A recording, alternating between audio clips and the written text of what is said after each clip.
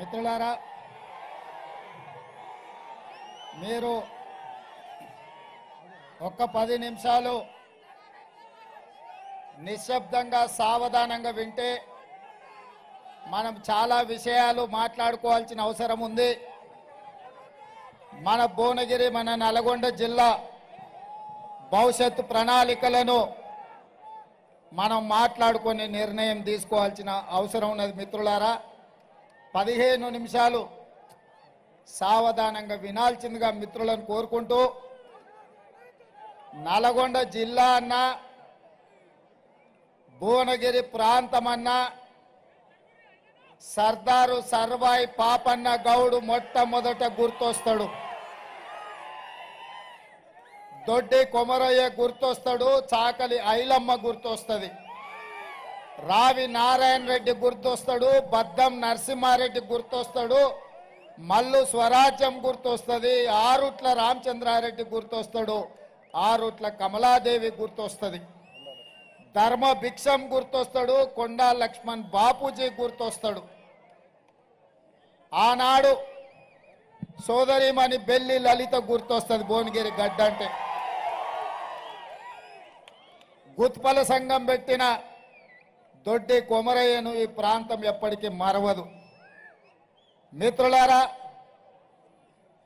ఇవాళ నేను మీతోని మనసు విప్పి మాట్లాడదలుచుకున్నా. ఈ తెలంగాణ రాష్ట్రం ఆనాడు హైదరాబాదు సంస్థానం ఆదిలాబాదు జిల్లాలో కొమరం భీం రామ్జీ గోండు జల్ జమీన్ జంగల్ అని భూమి కోసం, భుక్తి కోసం, విముక్తి కోసం వాళ్ళు మొదలుపెట్టిన పోరాటం ఈ నల్లగొండ గడ్డ మీద మా ఎర్రజెండా సోదరులు సాయుధ రైతాంగ పోరాటం మొదలుపెట్టి నిజాంల నుంచి, రజాకర్ల నుంచి హైదరాబాదు సంస్థానానికి విముక్తి కలిగించారు. ఈ గడ్డ పోరాటాలకు స్ఫూర్తి. ఈ గడ్డ బానిసతత్వానికి అడ్డంగా నిలబడి నీ బాంచం దొరా అనే విధానాన్ని స్వస్తి పలికి ఈ ప్రాంతాన్ని దొరల గడీల నుంచి బంధ విముక్తుల్ని చేసింది ఈ ప్రాంతం.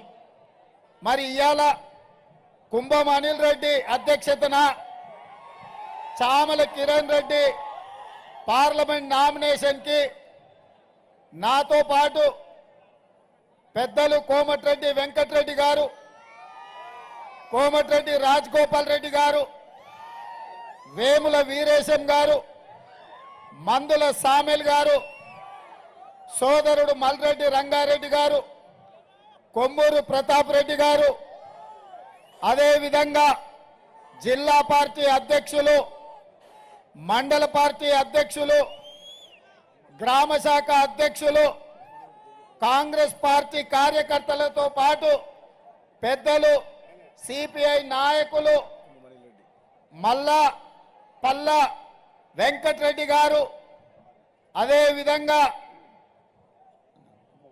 చెప్తాను జర్రాగు, మీ అందరినీ ఉదయం నుంచి ఉత్సాహపరిచి మీలో ఒకటిగా ఉన్న బీర్ల ఐలయ్య గారు, కుంభం అనిల్ రెడ్డి గారు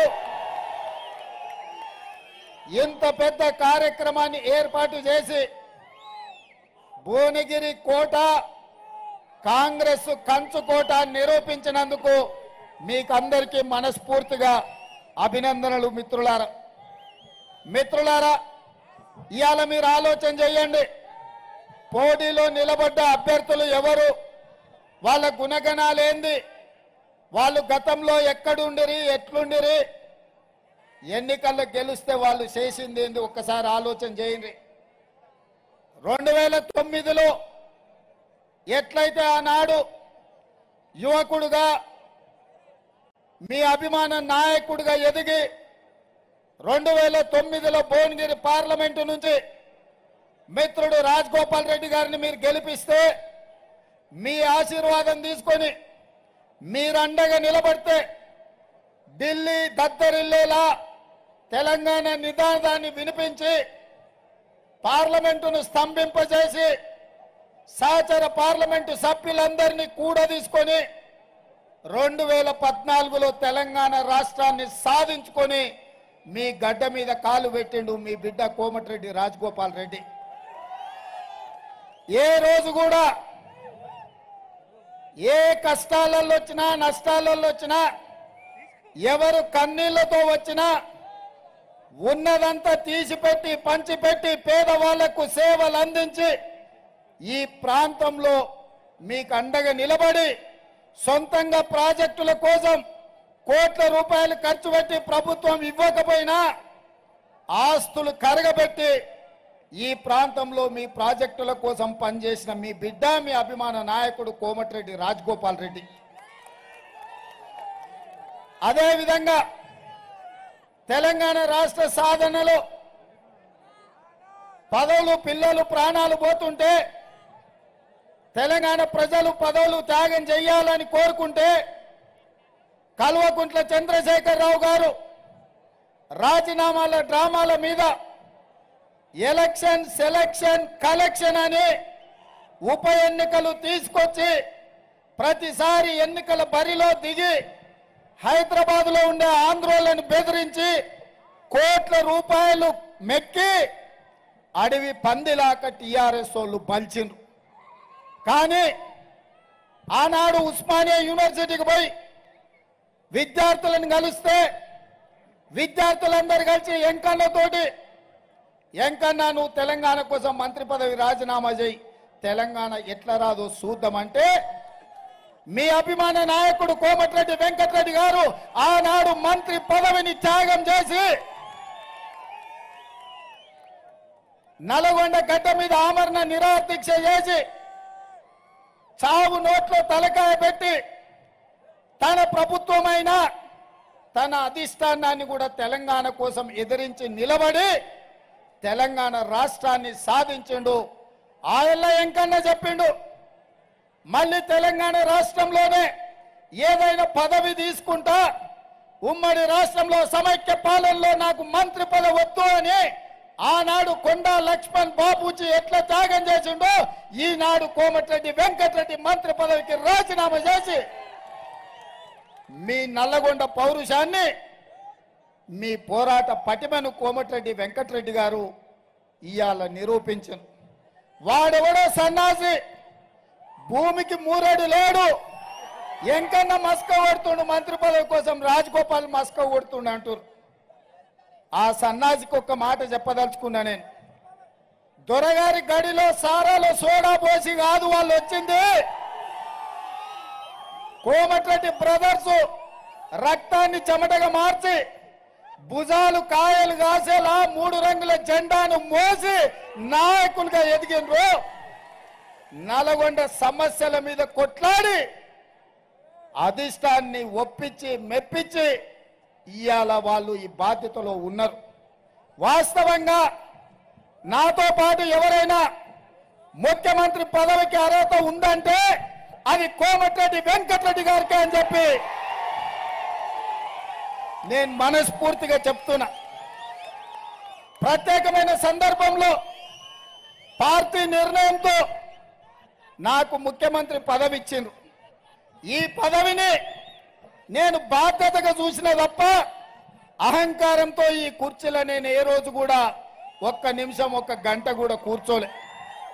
ఈ బాధ్యతతోటి రోజుకు 18 గంటలు పనిచేసి పేదవాడి సంక్షేమం కోసం పేదవాడి అభివృద్ధి కోసం తెలంగాణను ప్రపంచంలో అభివృద్ధి చెందిన రాష్ట్రంగా నిలబెట్టడం కోసం అహర్నిశలు కృషి చేస్తున్న మిత్రులారా, 60 ఏళ్ల ఆకాంక్ష 1200 మంది విద్యార్థుల బలిదానంతో వచ్చిన తెలంగాణ 10 సంవత్సరాలు కేసీఆర్ గడిలో బందీ అయి తెలంగాణ తల్లి కన్నీళ్లు పెడుతుంటే మళ్ళీ కాంగ్రెస్ పార్టీ కార్యకర్తలు నడుం బిగించి తెలంగాణ తల్లికి విముక్తి కలిగించిండ్రు.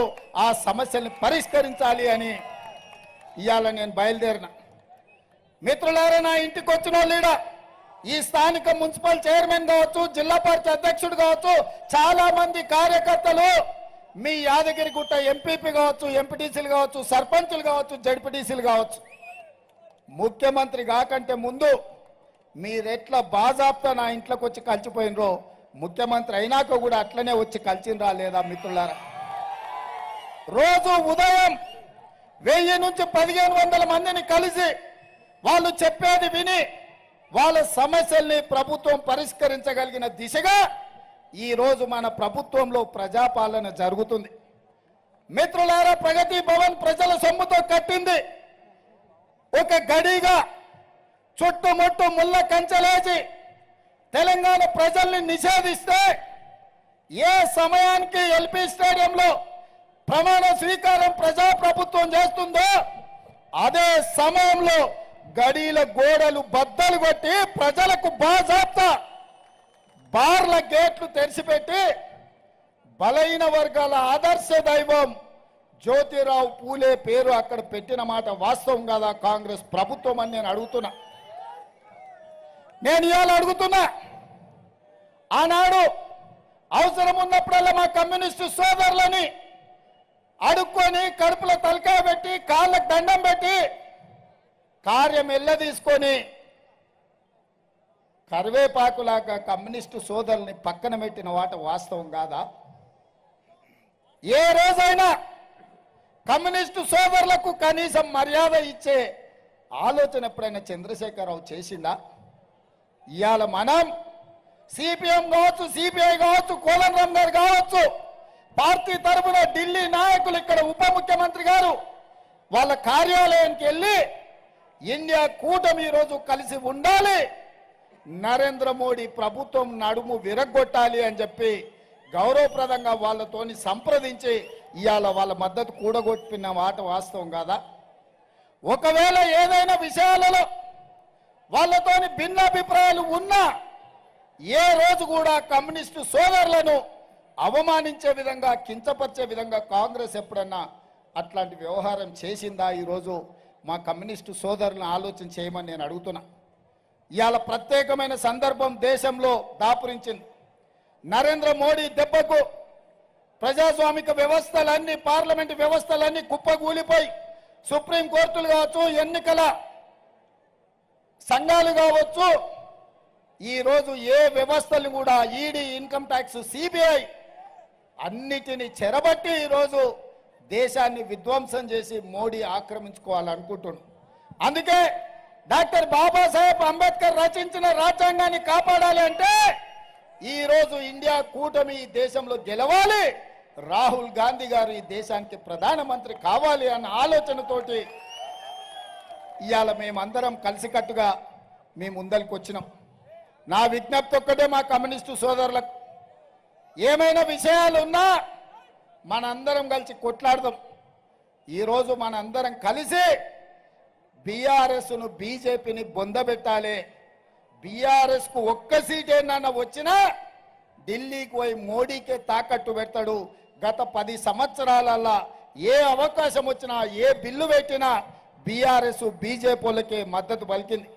నోట్ల రద్దు కావచ్చు, జీఎస్టీ బిల్లు కావచ్చు, ట్రిపుల్ తలాక్ కావచ్చు, 370 ఆర్టికల్ కావచ్చు, రైతు వ్యతిరేక నల్ల చట్టాలు కావచ్చు, ఏ సందర్భం వచ్చినా మోడీకే ఈ కేడీ మద్దతు పలికిండు తప్ప ఏ రోజు కూడా మోడీతో కొట్లాడే ప్రయత్నం చేయలే. మరి ఇవాళ అంటున్నాడు కాంగ్రెస్ను ఓడించాలి అని. నేను అడుగుతున్న కేసీఆర్, కాంగ్రెస్ను ఎందుకు ఓడించాలి మిత్రులారా? ఎందుకు ఓడించాలి కాంగ్రెస్ను? 10 ఏళ్ళు నువ్వు చెప్పిన మాట చెప్పకుండా ఎంకన్నా చెప్పినట్టు వేల కొద్ది అబద్ధాలు చెప్పి తెలంగాణను చెరబట్టి 7 లక్షల కోట్ల రూపాయల అప్పులో తెలంగాణను ముంచినందుకు అప్పుల గడ్డగా తెలంగాణను, విద్యార్థుల, రైతుల ఆత్మ బలిదానాలతో బొందల గడ్డగా తెలంగాణను మార్చిన నువ్వు ఇవాళ 100 రోజుల్లోనే కాంగ్రెస్ను ఓడగొట్టాలంటున్నావు. ఇది నీకు ధర్మమా కేసీఆర్ అని నేను అడుగుతున్నా. ఎందుకు ఓడగొట్టాలి కాంగ్రెస్ను? బలైన వర్గాల జనాభా లెక్కలు 60 ఏళ్ల నుంచి ఎవరు పట్టించుకోకపోతే బీసీలు వాళ్ళ జనాభాను లెక్కబెట్టి మా నిధులు మాకు ఇవ్వాలంటే అటు నరేంద్ర మోడీ ద్రోహం చేసి కేసీఆర్ అన్యాయం చేస్తే కాంగ్రెస్ అధికారంలోకి వచ్చిన వెంటనే మంత్రివర్గంలో ఆమోదం తెలిపి కోట్ల రూపాయలు కేటాయించి బీసీల జనాభా లెక్క కట్టండి, జనాభా ప్రకారం వాళ్లకు నిధులు ఇచ్చే బాధ్యత, నియామకాలు చేపట్టే బాధ్యత కాంగ్రెస్ చేపట్టినందుకు ఇవాళ కాంగ్రెస్ పార్టీని ఓడగొట్టాలనా అని నేను అడుగుతున్నా. ఇదే కాదు, తెలంగాణ ఉద్యమంలో నీళ్లు నిధులు నియామకాలు అన్నాడు. నియామకాల విషయానికి వస్తే కేసీఆర్ ఇంట్లోనే ముఖ్యమంత్రి, అల్లుడు మంత్రి, కొడుకు మంత్రి, బిడ్డ ఎంపీ, ఓడితే ఎమ్మెల్సీ, సుట్టపాడు వినోద్రావు ఓడితే ఆయన ప్లానింగ్ కమిషన్ వైస్ చైర్మన్, ఈ పక్కనే కూతబెట్టు దూరంలో ఉన్న దయాకరావు మంత్రి అయిపోయిండు. నీ సుట్టపోళ్ళు అందరికీ ఉద్యోగాలు వచ్చినాయి, నియామకాలు జరిగినాయి. 30 లక్షల తెలంగాణ నిరుద్యోగ యువకులు పబ్లిక్ సర్వీస్ కమిషన్లో నమోదు చేసుకుంటే ఏనాడైనా పోటీ పరీక్షలు నిర్వహించినవా? నిర్వహించిన పరీక్షలు ప్రశ్నాపత్రాలు జిరాక్స్ సెంటర్ల పల్లి బఠానీలలో అమ్ముకున్నారు. పరీక్షలు నిర్వహించకుండా నిరుద్యోగుల ఆశలకు గండి కొడితే పిల్లలు రైలుకు ఎదురేగి రైలు కింద పడి చచ్చిపోతుంటే, ఫ్యాన్లకు ఉరేసుకొని ప్రాణాలు తీసుకుంటుంటే ఏ ఒక్కరోజైనా చంద్రశేఖరరావు ఆలోచన చేసిండా? కానీ అదే ప్రజాపాలన ఇందిరమ్మ రాజ్యంలో ప్రభుత్వం వచ్చిన 3 నెలల్లో 90 రోజుల్లో 30,000 ఉద్యోగాలు లెక్కగట్టి ఎల్పీ స్టేడియంలో రప్పించి వాళ్ళ కుటుంబాల సమక్షంలో 30,000 ఉద్యోగ నియామక పత్రాలు అందించిన ఈ ఇందిరమ్మ రాజ్యాన్ని కూలగొట్టాలని కేసీఆర్ అంటున్నాడంటే ఇవాళ పేదోళ్ళ పిల్లలకు ఉద్యోగాలు ఇచ్చినందుకే కదా ఈ ప్రభుత్వం మీద కక్ష కట్టింది కేసీఆర్ అని నేను అడుగుతున్నా. మేం తీసుకోలే, మా ఇంట్లో వంచుకోలే, మా ఇంటికే మూట కట్టుకోలే. పేదోళ్లకు 30,000 ఉద్యోగాలు 3 నెలల్లో ఇచ్చిన మాట వాస్తవం కాదా? 30,000 ఉద్యోగాల వివరాలు ఇస్తా. ఎవడైనా దమ్మున్నోడు ఉంటే చర్చకు రావాలి భువనగిరి సెంటర్లో. అదే విధంగా ఆడబిడ్డలకు మాట ఇచ్చినాం. అత్తగారింటికి పోవాలన్నా అప్పుడప్పుడు ఇంటి ఆయన మీద అలిగితే అమ్మగారింటికి పోవాలన్నా బస్ కిరాయిలకు కష్టం. అలిగింది కాబట్టి ఇంటి ఆయనను అడగలేదు, అత్త అసలే ఇయ్యదు. ఎట్లా చేయాలని చింత చేస్తుంటే యాదగిరిగుట్ట లక్ష్మీ నరసింహస్వామిని దర్శించుకోవాలన్నా, మేడారంలో సమ్మక్క సారక్క జాతరకు పోవాలంటే వాళ్ళనో వీళ్ళనో సాయం అడిగే బదులు వాళ్ళ ఆత్మ గౌరవంతో తిరగాలని ఆర్టీసీలో ఆడబిడ్డలకు ఉచిత ప్రయాణం ఇచ్చినాం. పొన్నం ప్రభాకర్ గౌడ్ రవాణా శాఖ మంత్రిగా ఉండి 35 కోట్ల మంది ఆడబిడ్డలు ఇవాళ బస్సులలో ఉచితంగా ప్రయాణం చేస్తుండ్రు.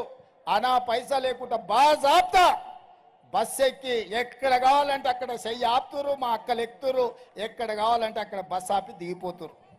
మా ఆడబిడ్డలను ఆర్టీసీ బస్సులలో ఉచిత ప్రయాణం కల్పించినందుకు కాంగ్రెస్ పార్టీని ఓడగొట్టాలనా?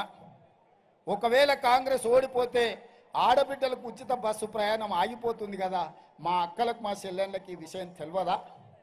అదేవిధంగా పేదవాళ్ళు దావకానకు పోతే బిల్లులు కట్టలేక ఉన్న పొలం అమ్మినా, ఆలి మీద ఉన్న తాళి అమ్మిన సరిపోని పరిస్థితుల్లో చంద్రశేఖరరావు రాజీవ్ ఆరోగ్యశ్రీని దివాలా తీపిస్తే మళ్ళీ పేదల ఆరోగ్యం కాపాడడానికి ప్రతి పేదవాడికి రాజీవ్ ఆరోగ్యశ్రీలో 10 లక్షల రూపాయలు ఉచితంగా వైద్యానికి అందించి ఇవాళ పేదవాడి ఆరోగ్యాన్ని కాపాడినందుకు కేసీఆర్ అమ్మే సారాయి తాగి కిడ్నీలు లివర్లు పాడైపోతుంటే వాళ్ళందరినీ కాపాడడానికి మేము ప్రయత్నం చేసినందుకు కాంగ్రెస్ పార్టీని ఓడగొట్టాలనా అని నేను అడుగుతున్నా కేసీఆర్ను, సన్నాసి బీజేపీ బీఆర్ఎస్ వాళ్ళను.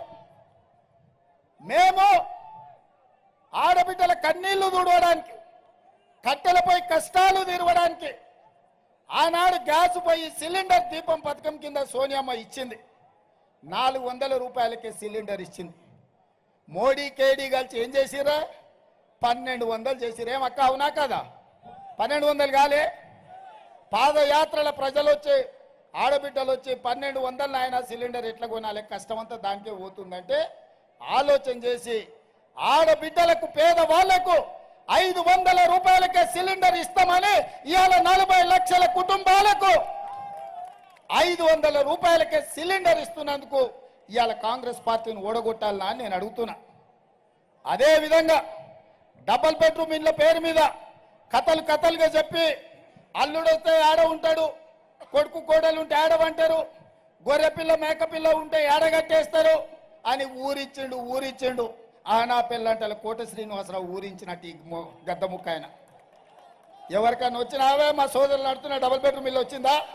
ఎవరికన్నా ఇచ్చిండా? 10 ఏళ్ళైన ఒక పేదోనికి డబుల్ బెడ్రూమ్ ఇయ్యలే ఆ సన్నాసి. కానీ వచ్చిన ఎంబడే 4.5 లక్షల ఇందిరమ్మ ఇండ్లు, ప్రతి ఇంటికి 5 లక్షల రూపాయలతోని 22,500 కోట్ల రూపాయలతోటి పేదవాడికి ఇందిరమ్మ ఇల్లు ఇచ్చేటందుకు ఇవాళ కాంగ్రెస్ పార్టీ నిర్ణయం తీసుకున్నది. పేదోడికి ఇల్లు కట్టించినందుకు కాంగ్రెస్ను ఓడగొట్టాలన్నా ఈ సన్నాసి అంటున్నాడని నేను అడుగుతున్నా. అదే విధంగా మిత్రులారా,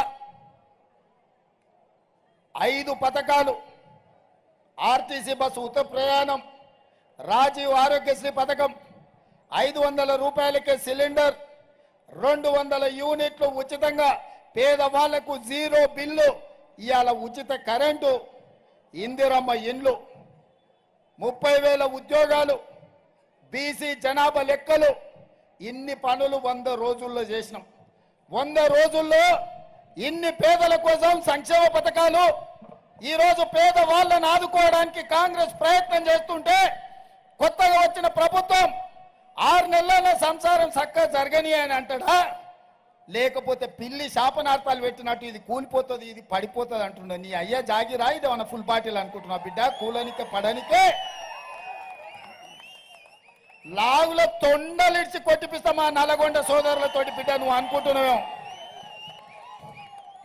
ఈడెవ్వడు అల్లటప్పుడు లేడు, అవుతుంది బిడ్డ నీకు పెళ్లి మల్లమల్లగిన ఇట్లా మాట్లాడినావు అంటే. అందుకే ఇవాళ 10 ఏళ్ల నుంచి ఇక్కడ కేడీ ఉన్నాడు, అక్కడ మోడీ ఉన్నాడు. మోడీ మనకు ITIR కారిడార్ ఇవ్వలే, ఆనాడు సోనియమ్మ ఇస్తే రద్దు చేసాడు. మీ ఎయిమ్స్ హాస్పిటల్ 10 ఏళ్ల నుంచి ఇంకా గోడలక్కనే నిలబడ్డది. ఎంకన్నా ఎంపీ అయినాక కొట్లాడి నిధులు తెస్తే ఇవాళ పనులు అవుతున్నాయి. పక్కనే వరంగల్లో రైల్వే కోచ్ ఫ్యాక్టరీ కాకెత్తుకపోయింది, బయ్యారం ఉక్కు కర్మాగారం గద్దెత్తుకపోయింది. ఇవాళ సిబులైట్ కానీ, పవర్ ప్రాజెక్టులు కానీ, పాలమూరు రంగారెడ్డి ఎత్తిపోతల జాతీయ ప్రాజెక్టు కానీ ఏవి నరేంద్ర మోడీ ఇయ్యకపోతే ఇయ్యపోయిండు పాడైనోడు. కానీ పార్లమెంట్ ఏమన్నాడా? కాంగ్రెస్ పార్టీ తెలంగాణ పార్లమెంట్ తలుపులు మూసిస్తుందా? తల్లిని చంపి బిడ్డను బతికించారు కాంగ్రెస్ వాళ్ళు, ఇంత దుర్మార్గం ఉంటుందా అన్నాడు. నేను అడుగుతున్న ఇవాళ భారతీయ జనతా పార్టీ నాయకులను, బండి సంజయ్ని, కిషన్ రెడ్డిని, ధర్మపురి అరవింద్ను, ఇక్కడున్న బూరా నర్సయ్య గౌడ్ను, అయ్యా కాంగ్రెస్ పార్టీ ఆంధ్రప్రదేశ్లో పార్టీ చచ్చిపోయి కేంద్రంలో అధికారం కోల్పోయి తెలంగాణ ఎన్ని నష్టాలకు వచ్చి బరాబర్ పార్లమెంటు తలుపులు మూసి తెలంగాణ రాష్ట్రం ఇచ్చినాం. మా రాష్ట్రాన్ని అవమానించిన నువ్వు మా రాష్ట్రంలో ఓట్లు అడగనికి నీకు అర్హత ఉందా అని మోడీని అడుగుతున్నానే. మీరు ఒక్కసారి ఆలోచన చేయండి తెలంగాణ ఉద్యమకారులారా. నరేంద్ర మోడీ పార్లమెంటు సాక్షిగా తెలంగాణ రాష్ట్ర ఏర్పాటు ప్రక్రియను తప్పుపట్టి కాంగ్రెస్ పార్టీని దోషిగా నిలబెట్టి పార్లమెంటు తలుపులు మూసిందని చెప్పి మా కళ్ళ ముందు మాట్లాడుతుంటే మా కడుపు మండదా? నాకు, ఎంకన్నకు, ఉత్తమన్నకు పార్లమెంట్లో అని నేను అడుగుతున్నా. మా రాష్ట్ర అవతరణనే తప్పుపట్టిన నువ్వు మా రాష్ట్రంలో ఓట్లు అడిగే నైతిక హక్కు ఉందా? ఆయన తరఫున నిలబడ్డోళ్లకు బుద్ధి లేకపోయినా ఓట్లేసేటోళ్లకు లేదనుకుంటుండ్రా బీజేపీ వాళ్ళని నేను అడుగుతున్నా.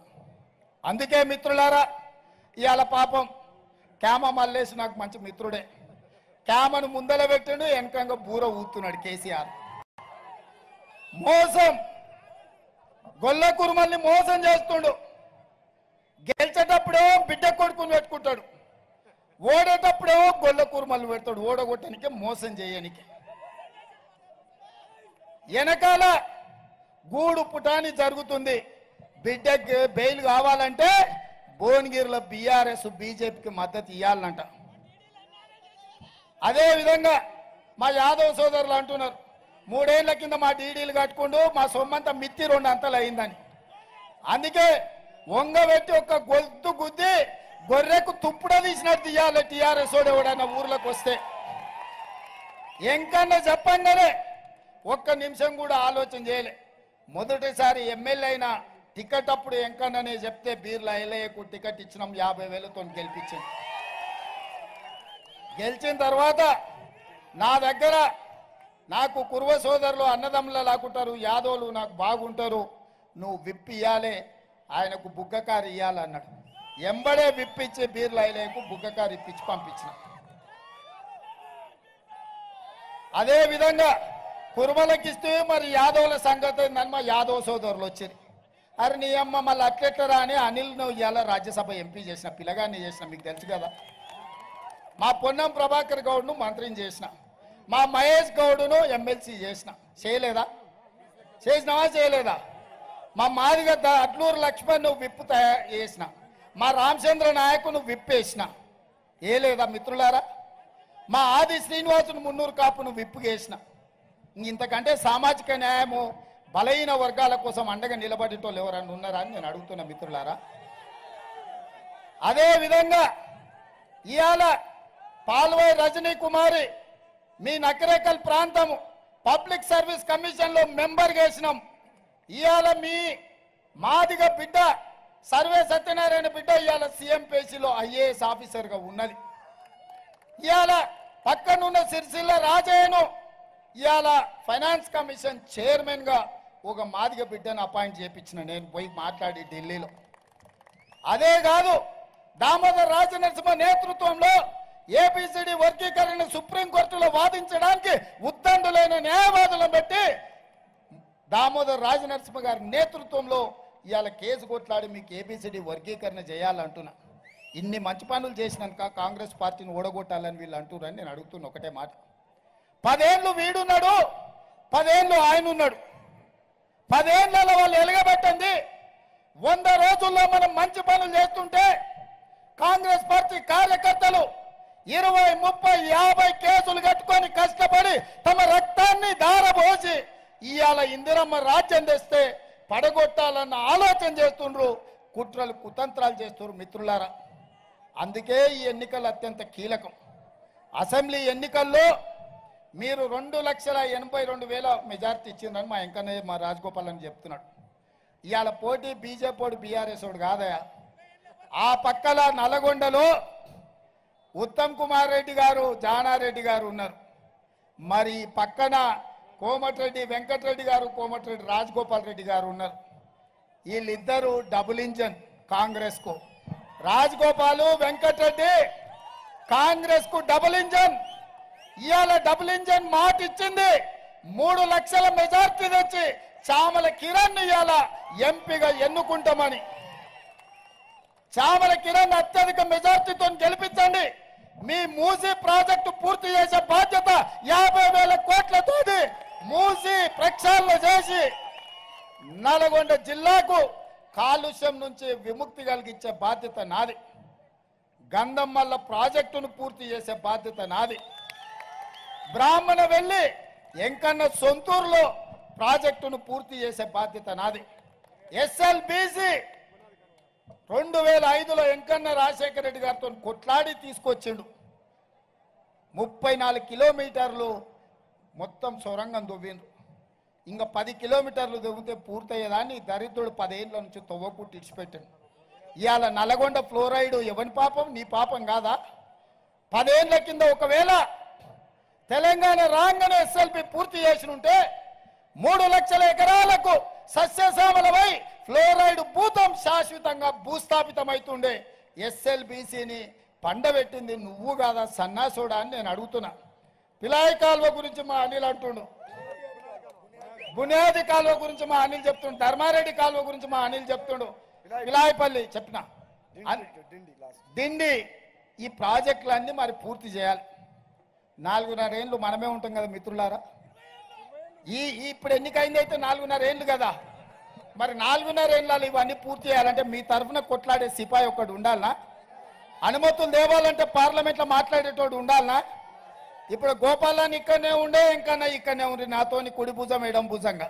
మరి ఢిల్లీకి మీ తరఫున సిపాయిని పంపించాలనా లేదా? మరి పంపించాలంటే శ్యామల కిరణ్ 3 లక్షలతో గెలిపించాలనా లేదా?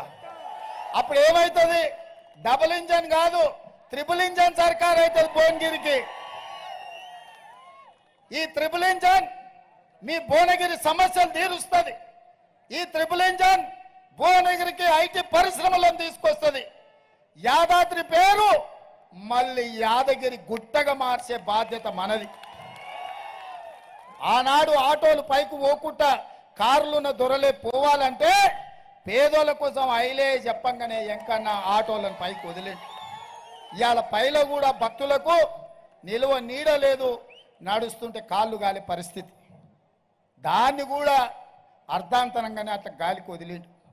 ఎన్నికల కోడ్ కాగానే నేను వస్తా, గుట్ట మీద కూర్చుంటా, అందరితో మాట్లాడతా, అన్ని రకాలుగా గుట్టను పూర్తి చేసి లక్ష్మీ నరసింహస్వామి ఆశీర్వాదం తీసుకుంటా. చివరగా ఒక్క మాట చెప్తున్నా మిత్రులారా, మా మీడియా మిత్రులు కూడా రాసుకోవాలి, చూపియాలి అందరికీ, రాష్ట్రం అంతా మా రైతాంగానికి పంపాలి మీరే. నేను యాదగిరి గుట్ట లక్ష్మీ నరసింహస్వామి ఆనగా మాటిస్తున్నా, 15 ఆగస్టు లోపల రైతులకు 2 లక్షల రూపాయలు రుణమాఫీ చేస్తా. అక్కడి సూర్యుడు ఇక్కడ మొలిసిన ప్రపంచమంతా తలకిందులైనా, ఏది ఏమైనా, ఎవడు ఉన్నా ఎవడు పోయినా 15 ఆగస్టు లోపల 2 లక్షల రూపాయలు రైతులకు రుణమాఫీ చేసే బాధ్యత నాది. యాదగిరి గుట్ట లక్ష్మీ నరసింహ సాక్షిగా తెలంగాణ రైతాంగానికి మాట ఇస్తున్నా, మీకు తప్పకుండా ఈ పని చేసి పెట్టే బాధ్యత నాది. వచ్చేసారి పండించే ఒడ్లు కూడా 500 రూపాయల బోనస్ ఇచ్చి కొనుగోలు చేసే బాధ్యత నాది. అందుకే మిత్రులారా, ఇన్ని మంచి పనులు చేయాలంటే భువనగిరిలో 3 లక్షలతో కాంగ్రెస్ గెలవాలి. గెలిపిస్తారు కదా, గెలిపిస్తారు కదా. సిద్ధమేనా? సిద్ధమేనా? సిద్ధమేనా? సిద్ధమేనా? సిద్ధమేనా? మా గౌడన్నలు చెప్పాలి, సిద్ధమేనా? సిద్ధమే కదా, సిద్ధమే కదా. జై కాంగ్రెస్, జై జై కాంగ్రెస్. హస్తం గుర్తుకే, హస్తం గుర్తుకే. ధన్యవాదాలు సోదరులారా.